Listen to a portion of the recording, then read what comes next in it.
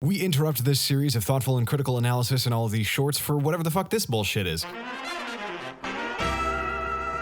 Sex and Violence with Machspeed is a short that came out in this entire thing that I am so glad I get to talk about because it's probably my favorite thing to come out of the Animator Expo. Oh, hi, by the way, my name's BaronJ, I do stuff. So right off the bat, you're obviously seeing a bunch of colorful flashy lights and a bunch of stuff happening on the screen, but what you need to know is that this was done by Hiroyuki Imaishi, one of the character designers and lead animators for Studio Trigger. A couple years ago, I was at Anime Next, and they showed this during the Studio Trigger panel, and I was blown away by how awesome this short is. The plot is pretty simple. There's a detective shark named Machspeed and his assistant Sex-chan, who is a sex doll, and his hired muscle, a gorilla named Violence. Gee whiz, Batman, sex and violence and Machspeed, I wonder if that has anything to do with panty and stocking and garter belt. Well, you'd be right, this is probably the first iteration of that thing that they like to use a lot. But anyway, these three fuckos pick up this guy who wants to have sex, turns out he already has sex, they kill him, his dad shows up, then his mom shows up, then a bunch of stuff happens, there's a car chase, and